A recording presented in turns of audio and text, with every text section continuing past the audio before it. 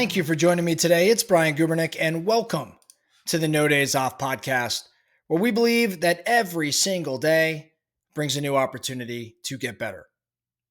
I think that most families, when they have a family dinner, they'll sit around the dinner table and have all different sorts of conversations, but oftentimes that family will talk about maybe what went right during the week or during the day, the good grades or the achievements or the wins.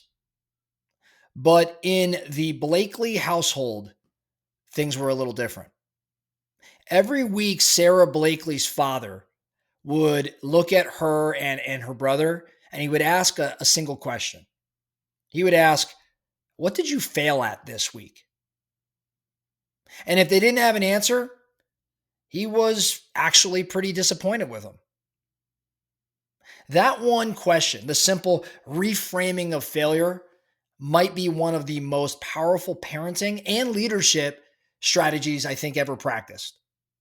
Because it built in Sarah Blakely a mindset that would one day lead her to create a small company you may have heard of called Spanx and become the world's youngest self-made female billionaire. See, Sarah Blakely grew up in Clearwater, Florida, and her dad was a trial lawyer. Every week, he'd ask his kids about their failures in school, sports, social life, anything. And if Sarah said she hadn't failed at anything, her dad would say, "Oh, that's too bad. That means you didn't try anything new." He didn't celebrate failure for failure's sake. He celebrated effort. He celebrated risk and experimentation. And it seems to have worked out okay for him. By the time Sarah had reached adulthood, she had a completely different relationship with fear than most of her peers. Failure was not something to avoid. It was something to collect. That's what she was being taught from a young age. It meant she was playing at the edge of her ability. Now, fast forward to her mid-20s, she was selling fax machines door to door. Many of you probably are aware of this or heard this story. She was selling fax machines door to door, which was not exactly the glamorous future she had envisioned. But she did have an idea. And her idea was about women's undergarments that were comfortable and a bit more flattering without the visible lines. Now, most people probably would have stopped at the first or even second no. Sarah heard hundreds of them. The hosiery mills turned her down. The patent attorneys laughed at her. The retailers were not interested in her product. But all of that early conditioning, that dinner table question, it had really rewired the way she thought. Because failure didn't scare her, not trying actually is what scared her. So eventually one mill, I think in North Carolina, decided to take a chance. And then she wrote her own patent. And she hand packaged her first orders. And when Oprah put Spanx on her favorite things list, her entire world changed. Sarah Blakely became a billionaire. And when she was asked what made the difference, she didn't credit luck or intelligence or connections. She credited her father, who taught her to be proud of failing. Now, no surprise, this story isn't really about ladies' underwear. It's actually about mindset. See, most of us were probably raised to believe failure is not a good thing or failure is even final and that it means we did something wrong.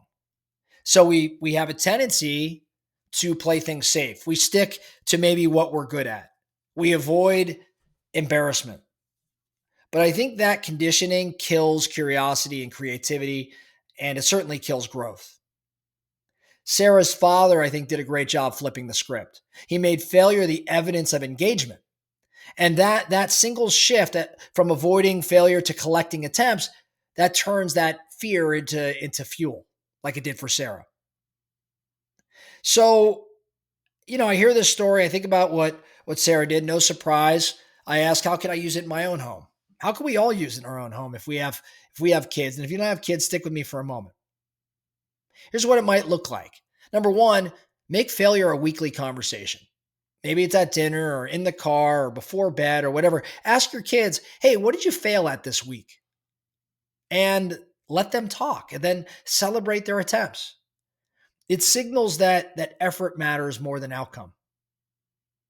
I think we could also share some of our own failures.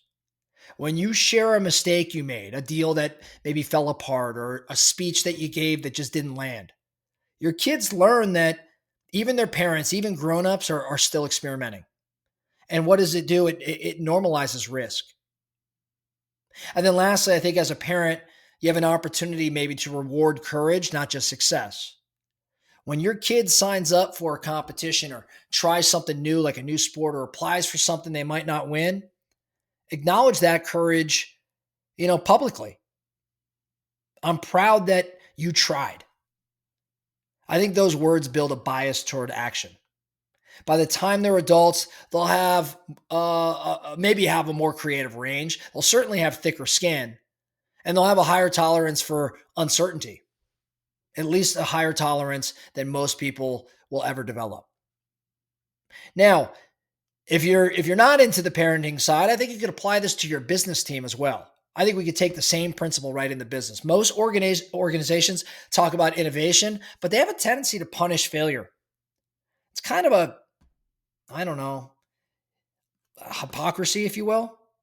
If you want imagination and experimentation and ownership inside your company, you need to build what I would call a failure tolerant culture. How do you do that? I think you ask for lessons and not excuses. Like when a project flops, don't start with what went wrong. Let's start with what did we learn?